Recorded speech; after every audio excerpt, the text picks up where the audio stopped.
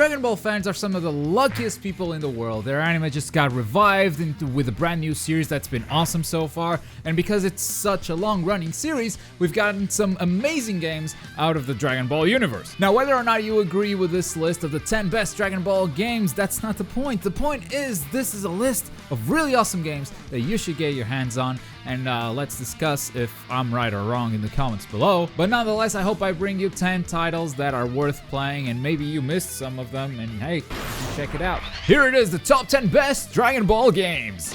Let's start with the Game Boy Advance game.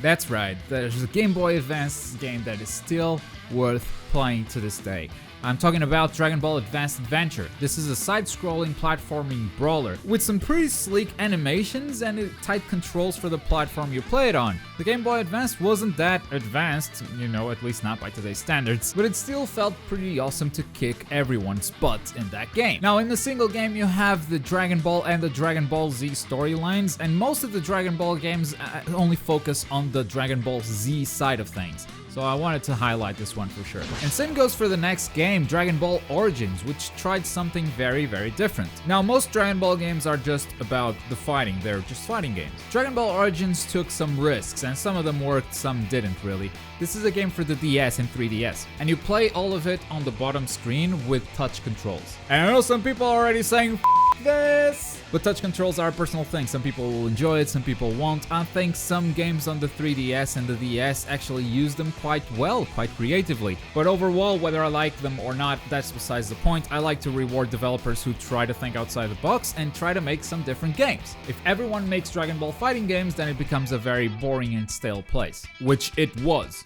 for the longest period of time. So I gotta give props to Dragon Ball Origins for doing something completely different. It's simple, but it's fun. At number 8, Dragon Ball Z Ultimate Tenkaichi. Now, Ultimate Tenkaichi was a very cinematic game. If you were just watching the game, you'd look at the ballet of camera angles coming in and out and following the fighters, and then cinematic, Kamehameha, Spirit Bomb, whatever, man. It was just very, very cinematically awesome. Now, usually for gameplay, that means, gameplay is gonna suffer. You usually want a camera to support your way of playing the game.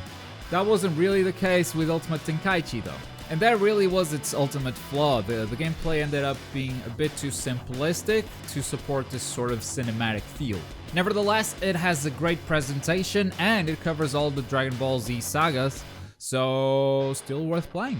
At number 7, we have a very underrated game, Dragon Ball Z Raging Blast 2. Now, the reason why I think this game is underrated, it's because it's very complex. It's got a 1-hour tutorial and it's not easy to get into.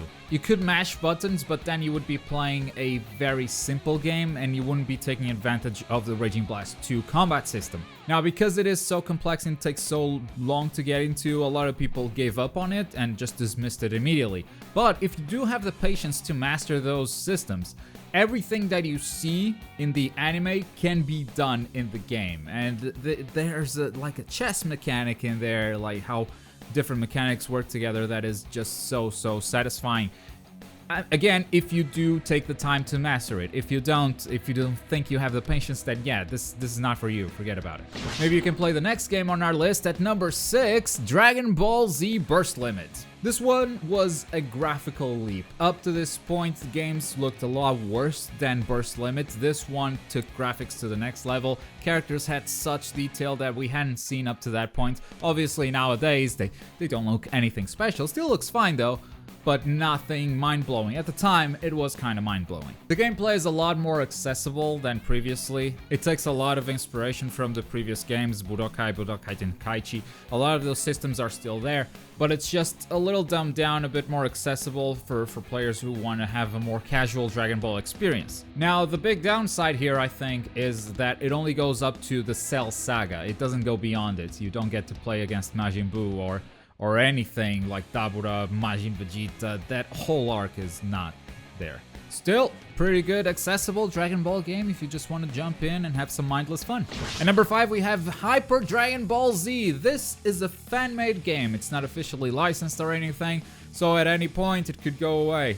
Get in, play it while you can, while it's still accessible. So this is a 2D sprites game. It's a traditional fighting game, not too dissimilar from Street Fighter. Someone looked at Street Fighter and said, what if we put Dragon Ball characters in here? And they gave them these sick animation, these flashy moves, but all in retro style. I feel the game's a lot faster than Street Fighter because you have the teleportation skills and all of that, but it's done in that style. The controls are really tight, it has some slick animation. Seriously, big props to the guys who made this, because it just looks amazing, and that's why it made it into our top 5. At number 4 we have Dragon Ball Z Legacy of Goku 2. Now, you may have played the Legacy of Goku, the first game, and not enjoyed it too much, and that's one of the reasons why this is so high on the list. It's because they made an amazing sequel for what was a mediocre game. A lot more variety in gameplay aspects, more characters, the level design was just out of this world, was night and day. And the whole game was like 20 hours long, and this is not just another fighting game, this is a JRPG. Straight up Legend of Zelda style. Doing that in a Dragon Ball setting was really, really awesome. It continues the story of the first Legacy of Goku, but if you've watched Dragon Ball, you don't need that, because you're gonna jump into a Dragon Ball arc and you already know the story of what happened before. So you feel free to jump straight into Legacy of Goku 2. At number 3 we have Dragon Ball Z Budokai Tenkaichi 2. A lot of people are raging right now because I didn't pick number 3. Here's the reason why. The improvement from Tenkaichi to Tenkaichi 2 was amazing. It was just a much better game, and the jump from 2 to 3, it was a positive jump. So overall, maybe Tenkaichi 3 is a better game, but it wasn't anything like the jump from 1 to 2. Number 2 really, really revolutionized the genre, and if Tenkaichi 3 is any good, it has Tenkaichi 2 to thank for that. The roster was expanded to over 100 characters, the story mode covers all the sagas. It's challenging, it's 3D over the shoulder, it's incredibly fast. And again, the roster, man. You can just play as so many characters in this game. Really, you can live out your Dragon Ball fantasy with characters that you weren't able to play with before. And number 2, the most recent Dragon Ball game to have come out to this day, Dragon Ball Xenoverse 2. Up to this point, it was all fighting game, fighting game, fighting game. Dragon Ball was stale for a really long time. Xenoverse came and saved the genre. It turned it into an MMO style. It lets you create characters, it lets you do co-op missions, explore. It has the best graphics in the series, and it tells a unique story. I mean, it takes you through the arcs that you already known, but it's through a different perspective. You're a time patroller trying to fix mistakes in history that have been created by an original antagonist. Now, the reason why I'm not putting Xenoverse in this list and I'm putting Xenoverse 2 is because the first game actually fell a bit short of expectations.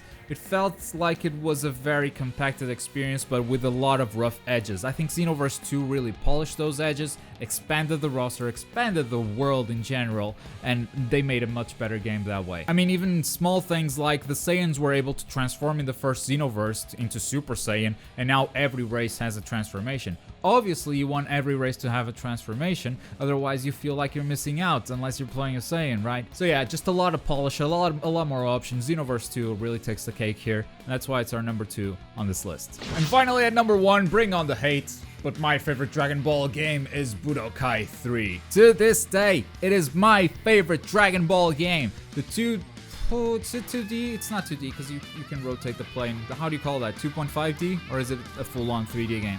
It's fast-paced, it's tactical, it's balanced. You can customize characters to an insane degree. Do you want to make your Goku really powerful with a lot of transformations, or do you want to give him a very powerful super? But if you're not able to land the super, then maybe you're not going to do a lot of damage. Like, it has that level of strategy and customization, which I really, really like. Over the previous Budokai games, this one improved camera, it improved the number of characters, it had a tournament builder, and I just think overall they polished the gameplay to a point of perfection. That series couldn't have evolved even more unless they added more characters. Like, that's my one trope. At some point, you feel like you need more characters, because what they have just isn't enough. It's not like they have a bad roster, you just need more. And that's us, that's gamers, man, we always need more. That's our list of the best Dragon Ball games out there. If you think I missed something obvious, let me know in the comments. If not, what's your favorite Dragon Ball game of all time? Let's open up the conversation in the comments below. Like the video if you enjoyed it, and if you want to check out some Attack on Titan games, click this video right here. Or if you don't care about that, you always got this video too. Thanks for watching. Bye.